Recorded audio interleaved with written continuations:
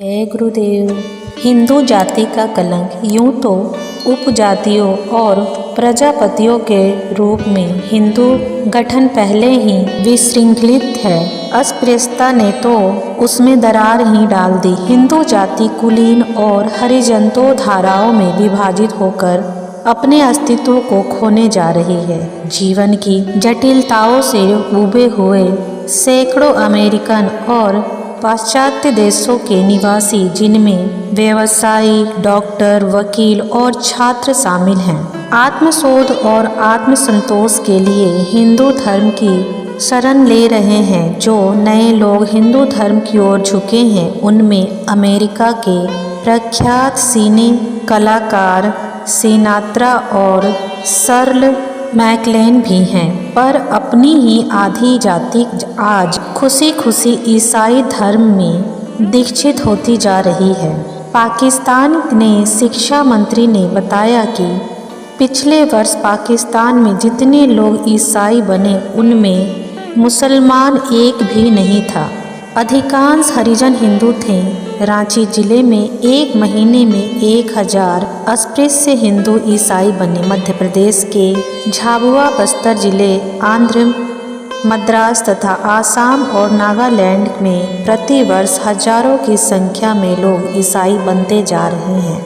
इन दीक्षितों में अधिकांश हरिजन होते हैं, जो बड़ी आसानी से बहका लिए जाते हैं। जातीय अपमान से क्षुब्ध होकर डॉक्टर अंबेडकर जैसे विद्वान हिंदू हरिजन को बौद्ध धर्म की शरण लेनी पड़ी थी। ऐसा उन्होंने बहुत दुखी एवं हिंदुओं की दकियानुसी विचारधारा से तंग होकर किया। स्वराज्य संग्राम से एक बात निश्चित रूप से सामने आई है कि यदि विश्व के समक्ष धर्म और जातीय गौरव को स्थिर रखना है, तो जात पात का भेद मिटाकर जन्म जाति की बड़ाई का त्याग कर ही देना चाहिए। महात्मा नारायण स्वामी ने एक बार कहा था, जात पात और अस्पृश्यता का बंधन हिंदू जाति के लिए कलंक का टीका है।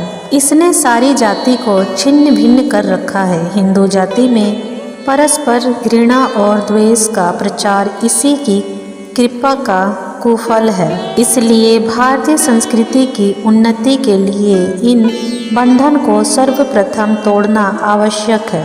इस तथ्य से कोई भी विचारशील व्यक्ति इनकार नहीं कर सकता। महात्मा गांधी जी की समाज सेवा में हरिजनों के उत्थान का उद्देश्य पहले नंबर पर था। आज जो थोड़ी सी सुविधाएं हरिजनों को मिली है, वे उन्हीं के प्रयत्नों का फल है। पर सुविधाएं देकर उनकी समस्याओं का निराकरण नहीं किया जा सकता। उन्हें शिक्षा दीक्षा का विशेष प्रबंध कर अब तक छाए कुसंस्कारों को कम करना ठीक है, पर देखना यह चाहिए कि वे उच्च वर्ग के साथ बैठकर भोजन कर सकते हैं या नहीं। सामाजिक उत्सवों में पारस्परिक व्यवहार, धार्मिक उपासनाओं आदि में भी भाग ले सकते हैं या नहीं।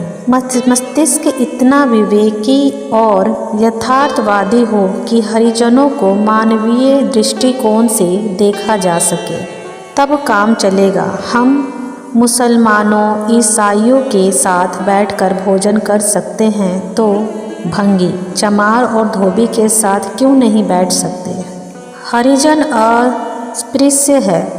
इस घृणित मनोवृत्ति का परित्याग किए बिना हिंदू जाति संगठित नहीं हो सकती, और न इनमें अभाव में देर करना चाहिए। बौद्ध, जैन, दादू, कबीर, रैदास आदि धर्म और पंथ हिंदू धर्म से ही अलग होकर बने हैं, और उनका अधिकांश कारण छोटी जाति के लोगों की अवहेलना और उदासीनता ही रही है।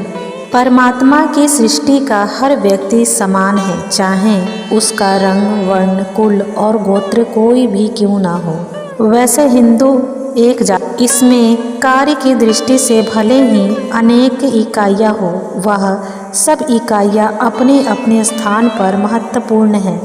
ना कोई छोटा, ना कोई बड़ा। इसलिए मानवीय दृष्टि से ही हरिजनों या अस्पृश्यों को घृणित और अपेक्षित दृष्टि से देखना ठीक नहीं है। इस कलंक को दूर करना हर बुद्धिमान और विचारशील भारतीय का कर्तव्य है। इसके बिना हम संसार के सामने स्थिर रहना दूर अपना अस्तित्व बनाए रखने में ही समर्थ न होंगे।